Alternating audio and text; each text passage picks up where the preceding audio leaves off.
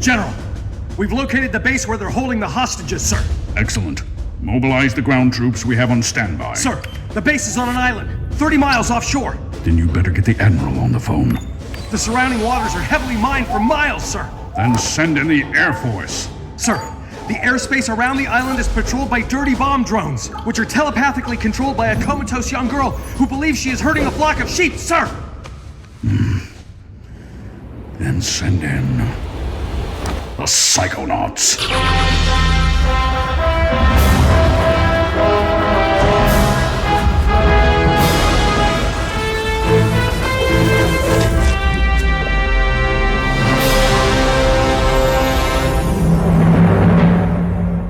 And I call it again.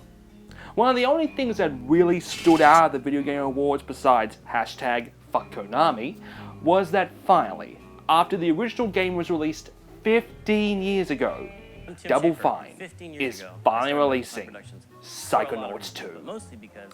Through crowdfunding, but not through Kickstarter. No, Tim has brought this project to a new site called Fig. What's Fig? Well, besides being a tasty fruit, Fig is a site much similar to Kickstarter and Indiegogo with one big difference.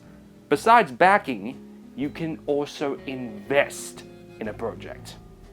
I'll get to that later, but first we need to talk about the elephant in the room, and that is of course Tim's last Kickstarter, and the controversy that surrounded it. Or to put it simply, why should we trust Tim with our money again? People are acting like Tim took our money and ran to the Caymans, but instead all that really happened was some rewards are still being finalized, something they have kept backers aware of on their forum. But of course, one of the main concerns about the project was the decision to release Broken Age in early access, as well as in 2 separate parts. I think the guys over at Loading Ready Run's Checkpoint summed it up fairly well when the Broken Age campaign launched. And you know who I feel the worst for here?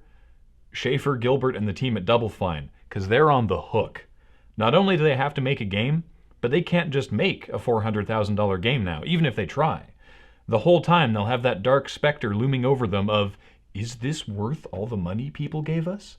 Prepare yourself, Double Fine, for ye shall be judged.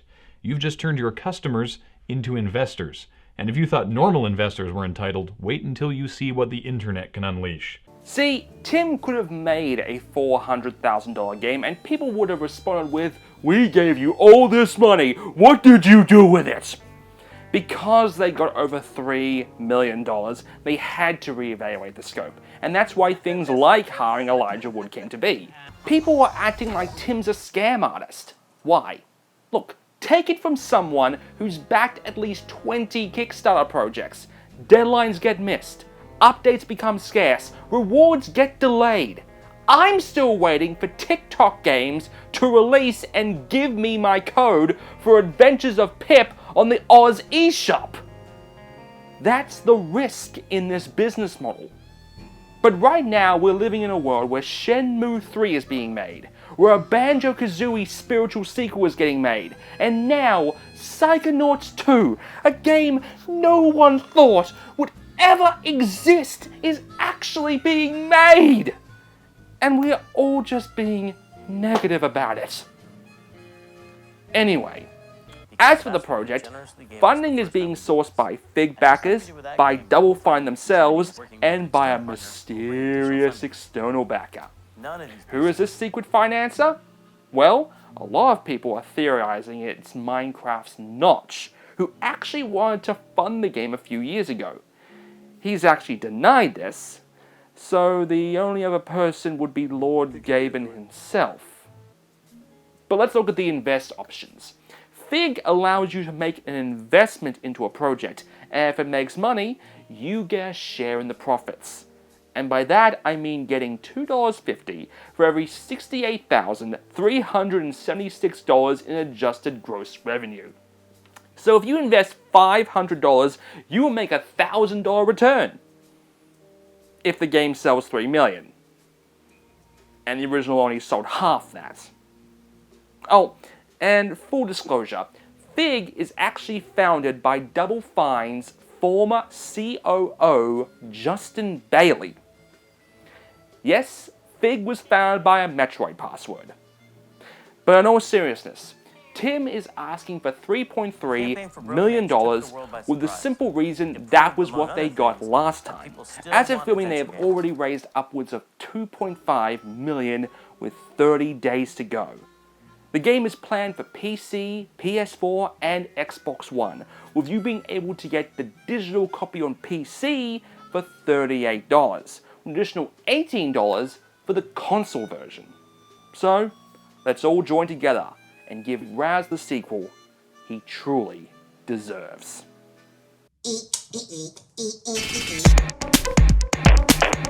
So, first off, Freeze Me officially released on Steam this past week, with the Wii U version set for next year. The devs had already submitted the game to Nintendo, hoping to release it now, but due to bugs being discovered, will have to resubmit. The devs have also assured me personally the game will be on the Oz eShop, so expect a review when it arrives. But of course, I know why you're all here. Mystery Science Theater 3000! We are filming on a Sunday, and we can now confirm that the MST3K Revival campaign has now become the highest funded video project in the site's history, raising over $5.7 million through Kickstarter and enough outside funding to make 13 brand new episodes and a Christmas special. But just look at everything here. Felicia Day is a new Mad. Patton Oswalt playing TV's son of TV's Frank. Stars like Jerry Seinfeld, Mark Hamill, and Joel McHale to make cameos. Pendleton Ward and Rebecca Sugar will be doing designs, and Adam Savage will be hands-on doing special effects. Just wow.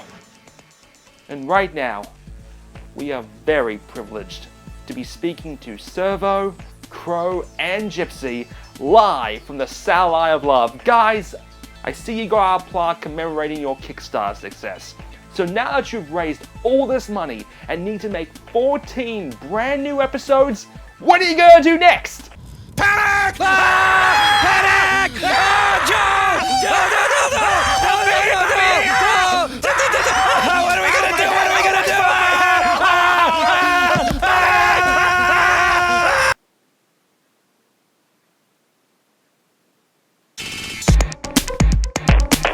So, you know I like Amiibo, right? They just keep making them! Oh God, what is wrong with me? So, I was ecstatic when this was announced. A Kickstarter game has made it to the big time with its own Amiibo. This Amiibo is actually being handled by Yacht Club themselves under license from Nintendo. So this opens the door to so many other third-party Amiibos. Could you just imagine, ooh, or even, or maybe even, no! No! Get that off my screen now! So, without any further ado, let's open this sucker. Inbox collectors, look away now.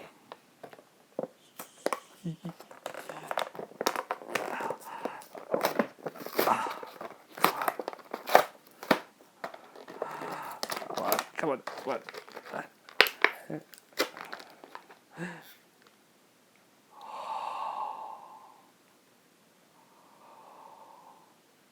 Wow. Design-wise, the figurine looks just as sturdy as the other ones. I will say the paint job isn't the best I've seen, especially compared to some of the other ones. But, what does this Amiibo do? Well, for starters, it enables an exclusive feature in the Wii U version, co-op, as well as challenge mode in the 3DS version. But, what will this do with other games?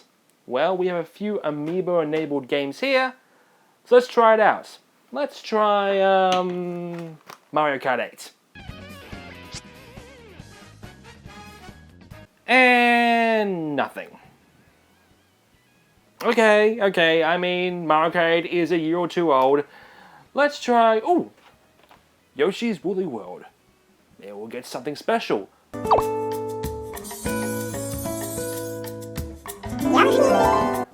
Like a generic Amiibo costume. This is getting disappointing. Okay. Super Mario Maker. Could you imagine being able to play Shovel Knight? Well, keep imagining. So, you only have one last game. Just for the hell of it.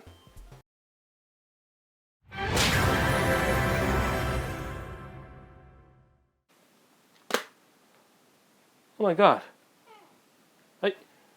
Are you seeing this?